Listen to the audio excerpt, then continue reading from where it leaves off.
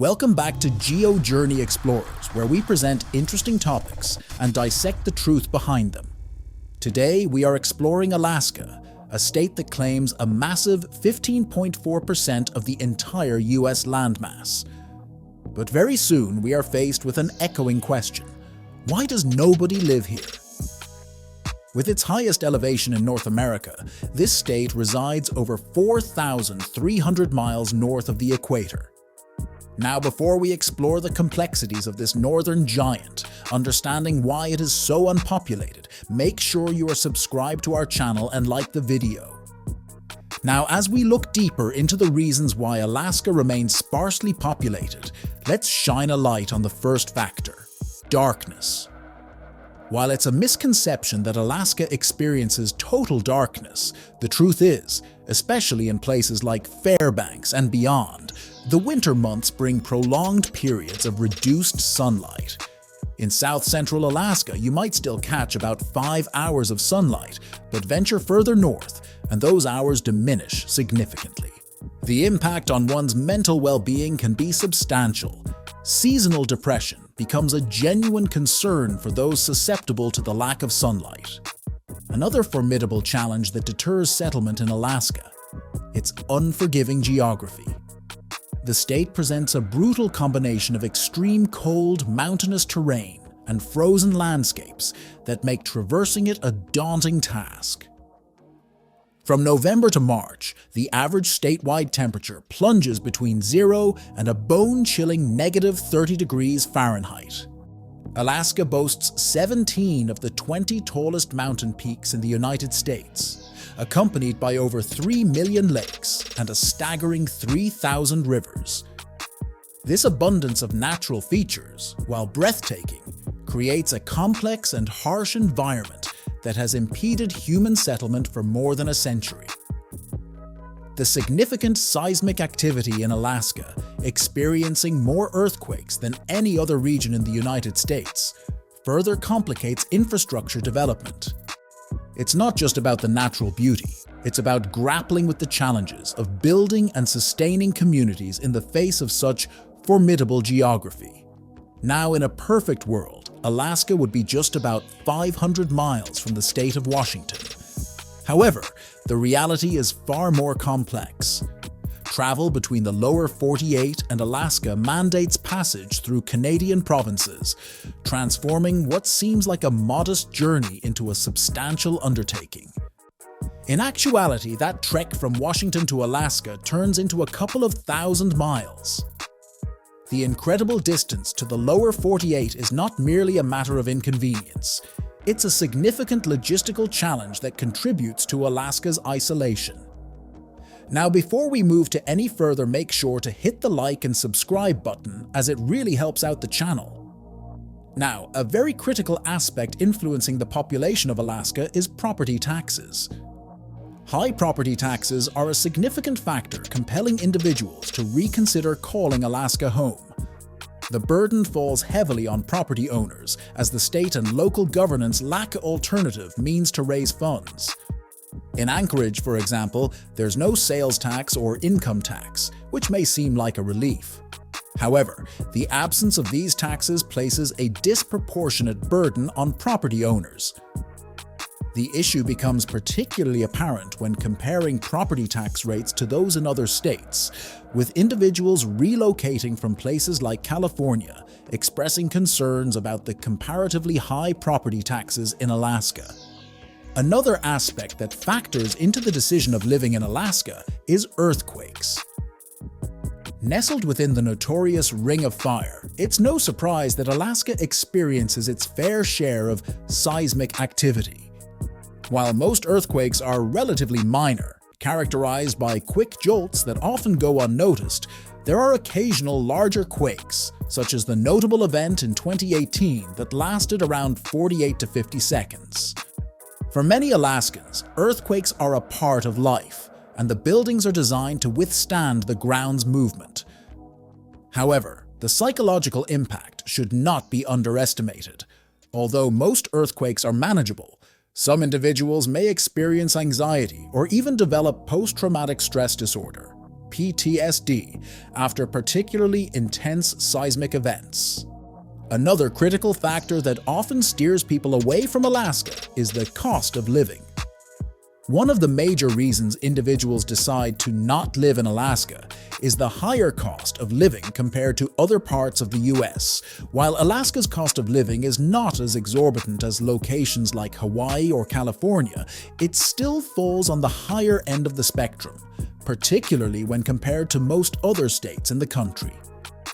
The reality is that living in Alaska demands a certain acceptance of the fact that it comes with a higher price tag. Navigating the job market in Alaska can pose unique challenges, and one of the reasons people hesitate to settle here is the difficulty in finding suitable employment. The state lacks a massive hub that attracts a multitude of highly specialized, high-paying jobs. This means that if you're in a very specialized professional career, especially one that doesn't allow for remote work, Alaska may not be the most attractive option. Professions in the medical field or engineering, for instance, often find ample opportunities in Alaska. However, if you're exploring options in the financial sector or other highly specialized fields, the job market might be limited. Alaska simply doesn't draw the same volume of niche positions that other states might. For those who can work remotely, especially in the wake of the COVID-19 pandemic, the scenario changes. Remote work has become increasingly prevalent, offering individuals more flexibility and a chance to live in the unique landscape of Alaska.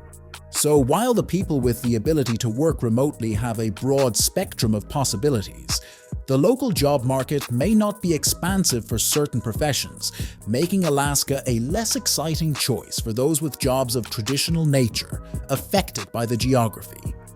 Now, this might seem a little obvious, but cold is also a major culprit behind Alaska's small population. So obviously, if you're not someone who relishes in the chill, Alaska may not be the most suitable long-term residence for you. While it can be a fantastic destination to visit, living amidst the enduring cold might not align with everyone's preferences. Personal comfort in the cold can vary, and for those with poor circulation or a general aversion to frigid temperatures, it's essential to weigh the challenges. Even for someone with less tolerance for the cold due to circulation issues, Alaska remains manageable with thoughtful considerations. From having a heated garage to shield against the morning chill to employing various strategies to cope with the cold, there are measures to make the Alaskan climate more bearable. However, it's crucial to recognize that adapting to the cold requires effort and a willingness to embrace the unique climate of this northern frontier. And that's why majority of American citizens do not consider Alaska a potential home. Thanks for making it this far in the video. Just a reminder, if you still haven't dropped us a like and subscribed to the channel, now's the time. One significant yet rather unexpected deterrent to living in Alaska is its alarming crime rate, standing out as the highest in the entire United States. In October 2023, Travel Safe Abroad highlighted Alaska's high crime rate, with 8,378 incidents per 100,000 people, making it a cause for concern among residents. This statistic underscores a complex web of issues, including a higher cost of living, a growing drug problem, and their collective impact on the state's crime rate. As we discussed earlier, the elevated cost of living in Alaska poses challenges for individuals to sustain their livelihoods. Unfortunately, this economic strain has contributed to a surge in drug-related issues, with drug use and dealing becoming more prevalent. The repercussions are far-reaching, with an increase in crimes such as theft, violence, and property damage. Beyond the immediate criminal activities, drug abuse has also given rise to high rates of domestic abuse and mental health issues, compounding the challenges faced by Alaskan communities. The state's reputation is affected, and the quality of life for its residents is impacted significantly. Authorities have further emphasized drug abuse problems as one of the top 10 reasons not to move to Alaska. The National Institute on Drug Abuse estimates that substance abuse costs Alaskan taxpayers more than $1 billion annually. Traveling in Alaska presents a unique set of challenges, contributing to the reasons why some people choose not to live in the last frontier. One major obstacle is the complicated travel system, characterized by limited accessibility and dependence on planes or boats, especially for reaching remote towns.